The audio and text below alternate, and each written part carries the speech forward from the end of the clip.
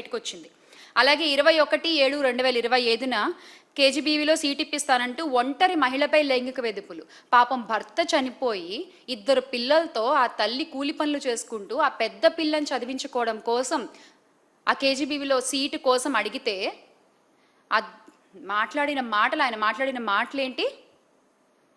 నువ్వు నా దగ్గరికి వస్తేనే నీ పిల్లకి సీట్ దొరుకుతుంది అంట. అంటే భర్త లేని మహిళలకి మీ నాయకులు ఇచ్చేటువంటి రక్షణ ఇది. ఎంత గొప్పగా ఉందో, ఎంత అందంగా ఉందో దయచేసి ఈ కూటమి ప్రభుత్వం గమనించాలి. వారిపై తగిన చర్యలు తీసుకుంటే బాగుంటుంది. ఆ బాధితురాలకు అండగా నిలబడితే బాగుంటుంది. అలాగే 21/7/2025 జాబ్ కోసం కమిట్మెంట్ ఇవ్వాలంటూ టీడీపీ కార్యకర్త సత్సే జిల్లా హిందూపురం ప్రభుత్వ ఆసుపత్రిలో పనిచేసిన శానిటేషన్ వర్కర్ని కాల్లో ఏ విధంగా మాట్లాడారో ఆ వీడియో ఎంత వైరల్ అయిందో మనందరం చూసాం. 3/7/2025 యువతిపై టీడీపీ కార్యకర్త లైంగిక దాడి. తిరుపతి జిల్లా నాయుడుపేట పట్టణం అగ్రహారపేట అరుణతి కాలనీకి చెందిన ఒక యువతిపై టీడీపీ కార్యకర్త మొండెం ఉదయ్ లైంగిక దాడికి యత్నించారు. నిద్రిస్తుండగా అమ్మాయి పడుకుంటే లైంగిక దాడి చేసి దాని వీడియోలు చిత్రించి వాటిని సోషల్ మీడియాలో రిలీజ్ చేస్తామంటూ ఆమెను బెదిరించి, అలాగే 1/8/2025 యువతిని మోసం చేసిన కేసులో మచిలీపట్నం టీడీపీ నేత పల్లపాటి సుబ్రహ్మణ్యం తనయుడు అభివన్ను ఎప్పుడు పోలీసులు అరెస్ట్ చేశారో తెలుసా అండి? మచిలీపట్నంలోని మన పేర్ని నాని అన్న వాళ్ళ అబ్బాయి పేర్ని కిట్టు గారు ఒక పెద్ద యాజిటేషన్ చేసి ప్రశ్నిస్తూ రోడ్లెక్కి ఇది అన్యాయం, ఒక మహిళకు మీరు చేసింది తప్పు అని చెప్పి ఆయన గొంతెత్తి అడిగితే అప్పుడు పోలీసులు నిద్రలేచి ఆయన అరెస్ట్ చేశారు. అంటే వైఎస్ఆర్ కాంగ్రెస్ పార్టీ నాయకులు గుర్తు చేస్తే తప్ప, పోరాటాలు చేస్తే తప్ప బాధితులకు ఈ రోజున న్యాయం జరిగే పరిస్థితి లేదు. అలాగే 15/6/2025లో ప్రేమ పేరుతో టీడీపీ ఎమ్మెల్యే వాసు అనుచరుడి మోసం చూసాం మనం రాజమహేంద్రవరంలో. 5/6/2025 దళిత మైనర్ బాలికపై 6 నెలలుగా టీడీపీ కార్యకర్తలు అత్యాచారం చేసిన సంఘటన అయితే అసలు దారుణం. అది వయస్సుతో సంబంధం లేదు. 7 ఏళ్ల బాలికపై కూడా 3/6/2025న టీడీపీ కార్యకర్త అఘాయిత్యం చేస్తే పశ్చిమ గోదావరి జిల్లా ఆకువీడు నగర పంచాయతీకి చెందిన బాలిక తల్లిదండ్రులు మొరపెట్టుకుంటే వాళ్ళకి ఈ రోజుకి న్యాయం జరగలేదు. ఏంటి మీరు మహిళలకు ఇచ్చే భద్రత, ఏంటి మీరు మహిళలకు ఇచ్చే రక్షణ మీ కుటుంబ ప్రభుత్వంలో? అలాగే 6/4/2025న పల్నాడు జిల్లాలో అంగన్వాడీ కార్యకర్తకు టీడీపీ నేత లైంగిక వేధింపులు. మేము కమ్మోళ్ళం, నువ్వు మాల్దానివి, ప్రభుత్వం మాది, ఇవి వాళ్ళు మాట్లాడిన మాటలు. నువ్వు మమ్మల్ని ఏం చేయలేవు, నేను అడిగింది నువ్వు చేయాల్సిందే. పచ్చిగా మాట్లాడాలంటే ఇంకా మా కోరికలు నువ్వు తీర్చాల్సిందే. ఇది వాళ్ళు మాట్లాడి ఆమెను బెదిరించిన బెదిరింపులు. ఆమెను కాపాడాలి అన్న విషయం ఆమె ఇంకా సెల్ఫీ వీడియోలు తీసి సోషల్ మీడియాలో రిలీజ్ చేసుకుంటే కానీ చర్యలు తీసుకునేటువంటి పరిస్థితి ఉంది ఆ రోజున. అలాగే 31/6/2024లో మన హోంమంత్రి అనిత గారి ఆవిడ నియోజకవర్గంలో ఆవిడ సొంత ఇలాకాలో జరిగినటువంటి సంఘటన అనకాపల్లి జిల్లా పాయకరావుపేట కోట ఊరట్లలో 2 మహిళలు దుస్తులు చింపి జుట్టు పట్టుకుని ఈడ్చి కొట్టి వరలక్ష్మి లక్ష్మి అనే మహిళలపై దాష్టికం చేశారు టీడీపీ నాయకులు. అక్కడ దానికి ఏం సమాధానం లేదు. 17/10/2024 టీడీపీ నేతల రాసలీలలు ఆ టీడీపీ రాష్ట్ర కార్యదర్శి చంద్రబాబు గారి కుప్పం పార్టీ పరిశీలకులు గాజుల ఖాదర్ బాషా 2024 అక్టోబర్లో అది బహిర్గతమైంది. With proofs, with authentic data ఈ రోజున మనం ఇవన్నీ మాట్లాడుకుంటున్నాం. ఇక్కడ ఎంత సిగ్గుచేటు! అసలు ఏమనుకుంటున్నారు? ప్రచారాల్లో మాత్రం మేము అది చేస్తాం, మహిళలకి ఇది చేస్తాం అంటూ కబుర్లు చెప్పేస్తారు. ఆచరణలోకి వచ్చేసరికి చూస్తే ఏమీ ఉండదు. ప్రమోషన్ ఫుల్లు, ఆచరణ నిల్లు అన్నట్టు ఉంటుంది పరిస్థితి. బిల్లులు పాస్ చేయాలన్నా కూడా ఈ రోజున పిచ్చివాగుడు వాగుతూ మహిళల్ని ఇబ్బంది పెడుతున్న టీడీపీ నేతలు ఉన్నారు. వాళ్ళు పనిచేసిన పనికి బిల్లులు పాస్ చేయాలన్నా కూడా ఈ రోజున మహిళల పరిస్థితి వాళ్ళు చెప్పిన మాటలు వినడం, వాళ్ళు చెప్పినట్లుగా నడుచుకోవడం అన్నమాట.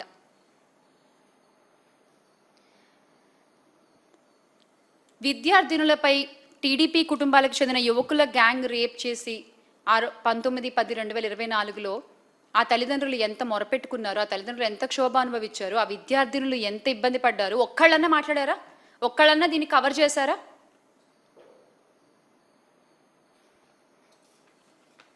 దళితులంటే గౌరవం లేదు. మా నాయకులు, దళిత నాయకులపై ఎన్ని అక్రమ కేసులు పెట్టారండి మీరు ఈ కూటమి ప్రభుత్వం అధికారంలోకి వచ్చిన తర్వాత? మాజీ ఎంపీ నందిగామ సురేష్ గారి విషయం కావచ్చు, మాజీ మంత్రి మెరుగు నాగార్జున గారి మీద కావచ్చు, ఎమ్మెల్యే తాటిపర్తి చంద్రశేఖర్ గారి మీద, ఎమ్మెల్సీ మొండితోక అరుణ్ కుమార్ గారి మీద, మాజీ ఎమ్మెల్యే మొండితోక జగన్మోహన్ రావు గారి మీద, మాజీ మంత్రి పినిపే విశ్వరూప్ గారు తనయుడు పినిపే శ్రీకాంత్ మీద ఎన్ని అక్రమ కేసులు పెట్టారు? అలాగే ఈ రోజున ఈ రాష్ట్రంలో కూటమి ప్రభుత్వంలో దళితుల్ని ఎంత అసహ్యంగా ట్రీట్ చేస్తున్నారు, ఎంత తక్కువగా చూస్తున్నారు. అదే వైఎస్ జగన్మోహన్ రెడ్డి గారు గత 5 ఏళ్ళు కులం చూడకుండా, మతం చూడకుండా, ప్రాంతం చూడకుండా, పార్టీ చూడకుండా పరిపాలన అందించిన తీరు ఈ రోజున ప్రతి ఒక్కళ్ళకి గుర్తొస్తోంది. ప్రతి ఒక్కళ్ళు మళ్ళీ గుర్తెచ్చుకుంటున్నారు ఆ రోజుల్ని. అసలు ఈ మనిషి ఈయన చూడండి, అసలు నజీర్ గారు గుంటూరు తూర్పు ఎమ్మెల్యే ఓ మహిళతో మాట్లాడిన వీడియో, ఆ వీడియో మన దగ్గర ప్లే అవుతుందా? అవ్వచ్చా? ఒకసారి చూడండి, ఒకసారి ఆ వీడియో చూద్దాం మనము. అది చూసిన తర్వాత అంటే ఒక గౌరవప్రదమైన పోస్ట్లో ఉంటూ ఆయన మహిళలతో మాట్లాడేటువంటి తీరు, మహిళల్ని ఉద్దేశించి ఆయన వాడేటువంటి పదాలు ఎంత హేయమైనవిగా ఉన్నాయంటే ఒకసారి మీరే చూడొచ్చు. గతంలో ఒకసారి ప్లే చేయండి వీడియో. గతంలో టీడీపీ కార్పొరేటర్ పదవికి పోటీ చేసిన ఒక మహిళతో వీడియోలో చెప్పలేని రీతిలో సైగలు చేస్తూ ఆయన వ్యవహరించిన తీరు ఎంత తేటతెల్లమైందంటే ప్రతి ఒక్కళ్ళ ఫోన్లో, ప్రతి ఒక్కళ్ళ అకౌంట్లో, సోషల్ మీడియా అకౌంట్స్లో ట్రెండింగ్ ఈ వీడియో ఈ రోజున.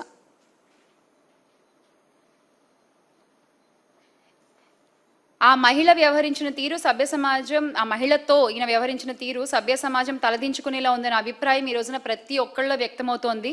ప్రజాప్రతినిధి అయ్యుండి కూడా ఈ రకంగా రాసలీలలు చేస్తూ వీళ్ళు ఏమీ చెప్పాలనుకుంటున్నారు ఈ రాష్ట్రానికి నాకు అర్థం కాదు.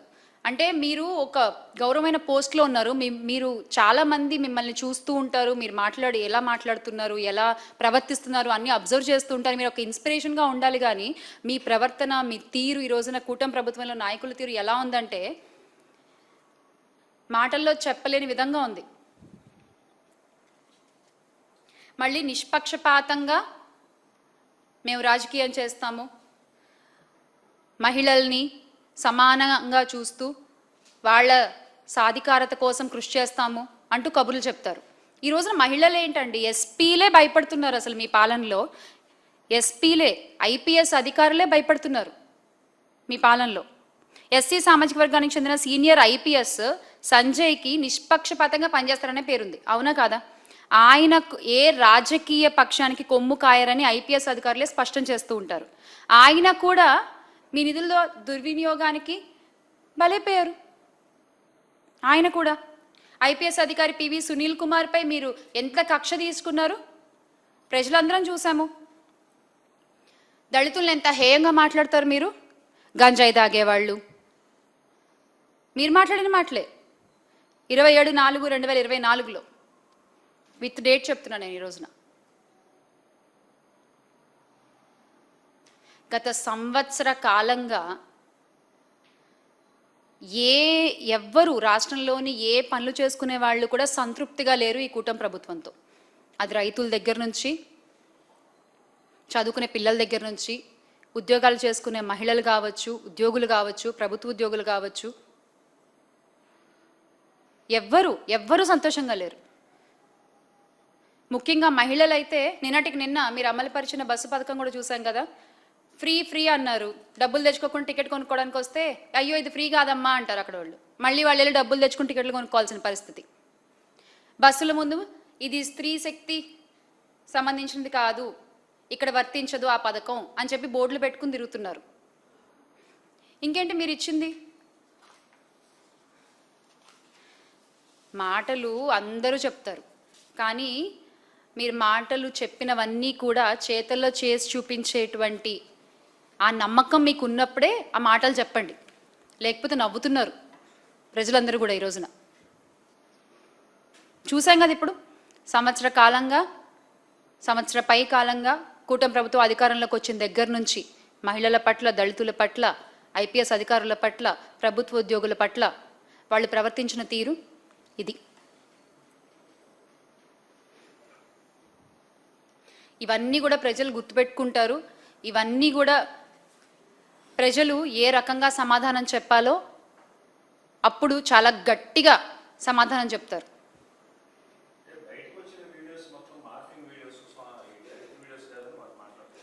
ఇవాళ రేపు ఒక వరం ఏమిటంటే ఏది వచ్చేసినా అది మార్ఫింగ్ అని చెప్పేయచ్చు, ఏది అయినా మాట్లాడేయచ్చు. తర్వాత అయ్యో అది ఏఐ అండి మాకేం సంబంధం లేదు అని చెప్తున్నారు.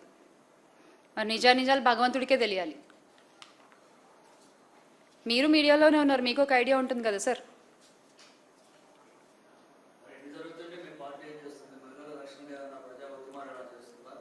ఎక్కడ మహిళలకు అన్యాయం జరిగినా అక్కడ మా మహిళా నేతలు వెళ్ళి మాట్లాడుతున్నాము, వాడిని ప్రశ్నిస్తున్నాము.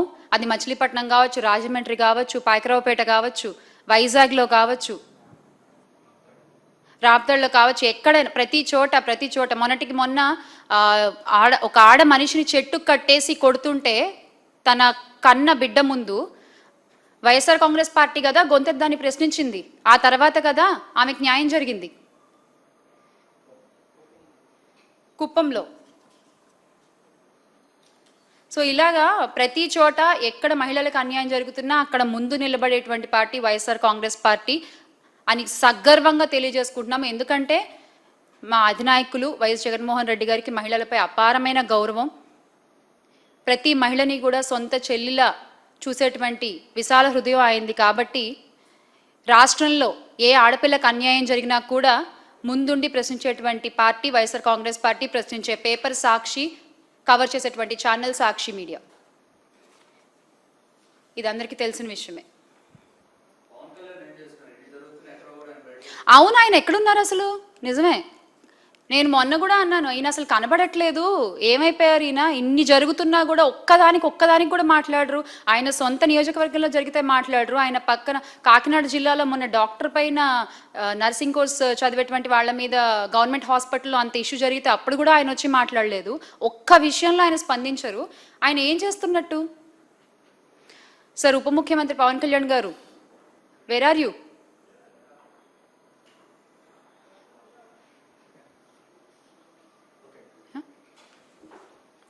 సో ఇవన్నీ గుర్తుపెట్టుకుని ప్రజలందరూ ఈరోజు అనుకుంటున్న మాట, మళ్ళీ రాష్ట్రం బాగుండాలంటే జగన్మోహన్ రెడ్డి గారు ముఖ్యమంత్రిగా అవ్వాలి అని. ఆయన ముఖ్యమంత్రి చేసుకోవడానికి ఈ రోజున చిన్నపిల్లల దగ్గర నుంచి, అంటే అప్పుడే ఓటు హక్కు వచ్చిన వాళ్ళ దగ్గర నుంచి కూడా రెడీగా ఉన్నారు ఎప్పుడెప్పుడు వైఎస్ఆర్ కాంగ్రెస్ పార్టీకి ఓటేద్దామా అని.